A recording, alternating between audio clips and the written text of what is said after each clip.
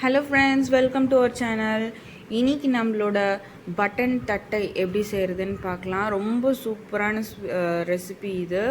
Mini தட்டைனும் சொல்லிக்கலாம், button தட்டைனும் சொல்லிக்கலாம். நம்ம குட்டி குட்டியாக பண்ண போகிறோம் அண்ட் டிஃப்ரெண்ட்டான ரெசிபி கூட. ஸோ கண்டிப்பாக மறக்காமல் ஸ்கிப் பண்ணாமல் பாருங்கள். அண்டு நம்ம சேனலை இப்போ தான் ஃபஸ்ட் டைம் பார்க்குறீங்கன்னா மறக்காமல் சப்ஸ்கிரைப் பண்ணிக்கோங்க. இப்போ எப்படி பண்ணுறதுன்னு பார்க்கலாம். ஒரு குக்கர் எடுத்துக்கோங்க. அந்த குக்கரில் நம்ம இந்த மாதிரி இந்த பருப்பு எல்லாத்தையும் பருப்பு வகைகள் எல்லாத்தையும் நம்ம குக்கரில் ப்ரெஷர் விட்டு எடுத்துக்க போகிறோம். நான் அதுக்கு ஒரு 3 ஸ்பூன் உளுத்தம்பருப்பு ஆட் பண்ணியிருக்கேன், முழு உளுத்தம்பருப்பு. அதுக்கப்புறமா கடலைப்பருப்பும் அதே 3 ஸ்பூன் ஆட் பண்ணிக்கோங்க. எல்லாமே இந்த பருப்பு எல்லாமே நான் சம அளவு தான், ஒரு 3 ஸ்பூன் அப்படி தான் ஆட் பண்ணுறேன். அதுக்கப்புறமா சிறுபருப்பு ஆட் பண்ணிக்கோங்க. இதுவும் சம அளவு, 3 பருப்புமே சம அளவு.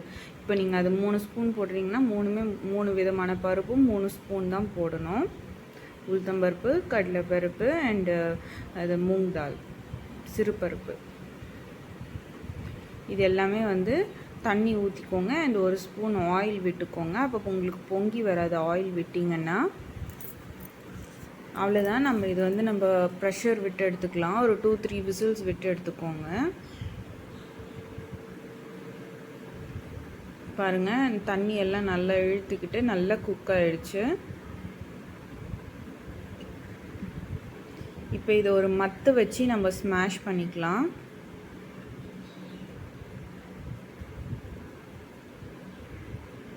இந்த மாதிரி நல்லா மத்தை வச்சு ஸ்மாஷ் பண்ணிக்கோங்க.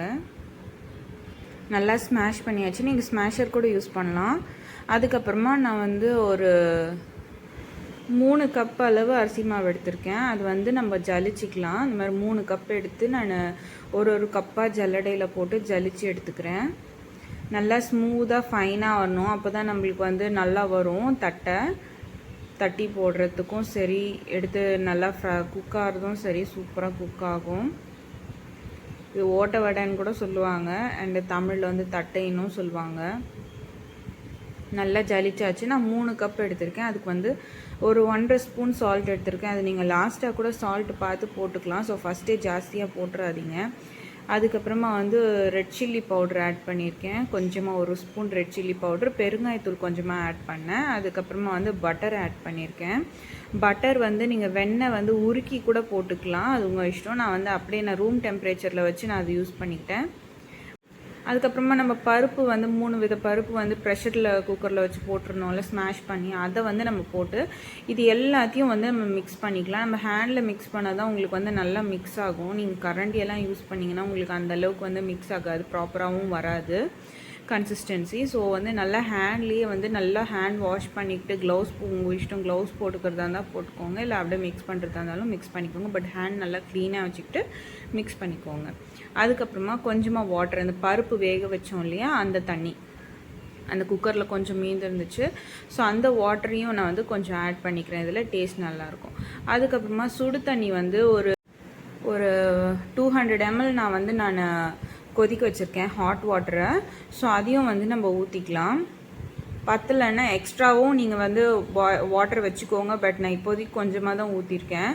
ஸோ அந்த கன்சிஸ்டன்சி பார்த்துட்டு நம்ம ஊற்றணுன்றதுக்காக அது நீங்கள் கையால் அப்படியே பிடிச்சிங்கன்னா உங்களுக்கு அப்படியே உங்களுக்கு ஒரு ஷேப் வரும். அந்த மாதிரி வந்துச்சுனாலே உங்களுக்கு கரெக்டான கன்சிஸ்டன்சி வந்துச்சுன்னு அர்த்தம்.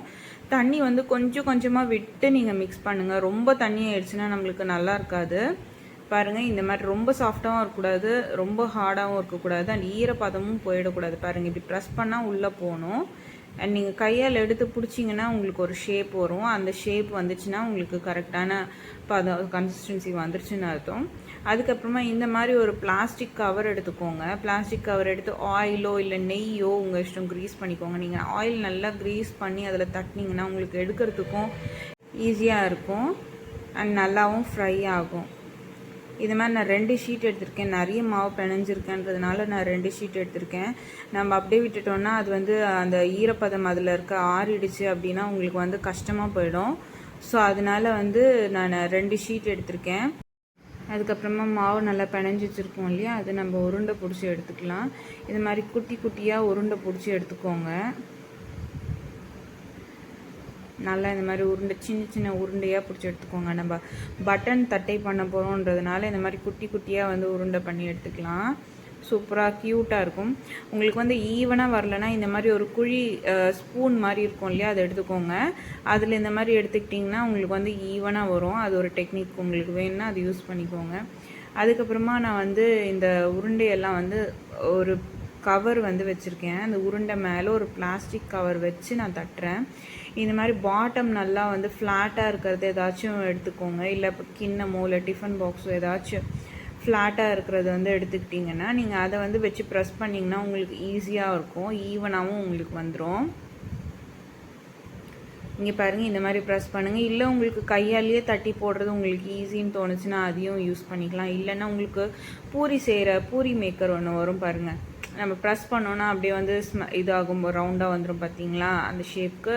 ஸோ அதை கூட நீங்கள் யூஸ் பண்ணிக்கலாம். அப்படி இல்லை உங்களுக்கு வரல அப்படின்னா இந்த மாதிரி கவர் வந்து மேலே வச்சு கையாலேயே கூட நீங்கள் தட்டிக்கலாம். எல்லாமே கொஞ்சம் ஈவனாக தட்டிக்கோங்க. ரொம்ப மெலிசாக தட்டினாலும் உங்களுக்கு வராது, ரொம்ப குண்டாக இருந்தாலும் வராது. கொஞ்சம் மீடியம் சைஸில் வந்து தட்டிக்கோங்க. அதுக்கப்புறம் ஆயில் நம்ம ஹீட் பண்ணிடலாம், பிள்ளையாரும் பிடிச்சி வச்சிடலாம். ஸோ நல்லபடியாக வந்துடணும் சாமின்னு சொல்லி வேண்டிக்கிட்டு நாங்கள் பிள்ளையார் பிடிச்சி வச்சிட்டோம். பாருங்கள், ஸ்பூன்லேயும் நாங்கள் வந்து ஈவன் சைஸில் இருக்கணும்னு சொல்லிட்டு எடுத்து உருண்டை பிடிச்சி வச்சுக்கிறோம். இந்த மாதிரி நல்லா ப்ரெஸ் பண்ணி ஈவன் சைஸாக எடுத்துக்கோங்க.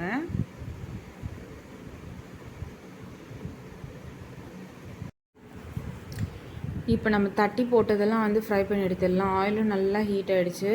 உங்களுக்கு ஆயில் கரெக்டான ஹீட்டில் இருக்குதுன்னு எப்படி தெரியும்னா, போட்ட உடனே வந்து அப்படியே எழுந்து மேலே வரும் பாருங்கள். ஸோ இதான் வந்து கரெக்டான ஹீட்டில் கரெக்டான சூடில் இருக்குதுன்னு அர்த்தம். நீங்கள் உங்களுக்கு வேணும்னா வந்து கொஞ்சமாக ஒரு மாவு எடுத்து நீங்கள் உள்ளே போட்டிங்கன்னா புஷ்ஷுன்ட்டு உங்களுக்கு மேலே வரும். ஸோ அந்த மாதிரி நீங்கள் பார்த்துட்டு அதுக்கப்புறமா கூட நீங்கள் வந்து போடலாம் தட்டையை. நம்ம தட்டி வச்சுருந்தோம் இல்லையா, இந்த பாட்டம் ஃப்ளாட்டாக இருக்குது, அதை எடுத்துக்கிட்டிங்கன்னா உங்களுக்கு வந்து ஈஸியாக இருக்கும். அந்த மாதிரி ஏதாச்சும் ஒரு வெசல் எடுத்துக்கிட்டிங்கன்னா, கிளாஸோ இல்லை டிஃபன் பாக்ஸோ அந்த மாதிரி ஏதாவது ஒன்று எடுத்துக்கிட்டிங்கன்னா உங்களுக்கு இன்னும் ஈஸியாக இருக்கும். இல்லை கையிலேயே தட்டி போடுறதா இருந்தால் உங்களுக்கு நல்லா வரும் அப்படின்னா நீங்கள் உங்கள் இஷ்டம், நீங்கள் வந்து அப்படியும் பண்ணலாம்.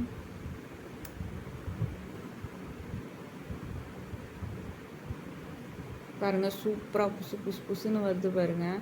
ஸோ நுரை நிறைய இருக்குது இல்லையா, அது வந்து நல்லா குக் ஆகுதுன்னு அர்த்தம், ஃப்ரை ஆகுது. அந்த நுரை எல்லாம் கம்மி ஆகிடுச்சு அப்படின்னாலே வந்து உங்களுக்கு வந்து ஃப்ரை ஆகிடுச்சு, நல்லா குக் ஆகிடுச்சு உள்ளேயும். ஸோ நம்ம எடுக்கிறதுக்கு ரெடி அப்படின்னு அர்த்தம், நம்ம வந்து சாப்பிட்றதுக்கு ரெடின்னு அர்த்தம். ஸோ அந்த நுரெல்லாம் வந்து அப்படியே அடங்கணும். அதில் இருக்க அந்த பபுள்ஸ் எல்லாம் வந்து குறைஞ்சிட்டே வருது பாருங்கள். நம்ம போட்டப்போ நிறைய இருந்துச்சு, இப்போ பாருங்கள் அது வந்து கம்மியாகிட்டே வருது. ஸோ ஆல்மோஸ்ட் வந்து நம்மளோட பட்டன் தட்டை, டேஸ்டியான பட்டன் தட்டை ரெடி ஆகிடுச்சு பாருங்கள். அந்த நுரெல்லாம் நல்லா அடங்கிடுச்சு. ஸோ நம்ம வந்து எடுத்துடலாம். ட்ரை பண்ணி பாருங்கள், உங்கள் ஃபீட்பேக்கை கமெண்ட் செக்ஷன்லேயும் கொடுங்க. நம்மளோட பட்டன் தட்டையை செஞ்சு பார்த்து வீட்டில் ஃபேமிலியோடு உட்காந்து சாப்பிட்டு என்ஜாய் பண்ணுங்கள். இப்போ தான் நம்ம சேனலை ஃபர்ஸ்ட் டைம் பார்க்குறீங்கன்னா மறக்காமல் சப்ஸ்கிரைப் பண்ணிவிடுங்க. இது மாதிரி உங்களுக்கு வேறு ஏதாச்சும் ஒரு ரெசிபி வேணும்னாலும் கமெண்ட் செக்ஷனில் கொடுங்க, நாங்கள் போடுறோம். தேங்க்யூ.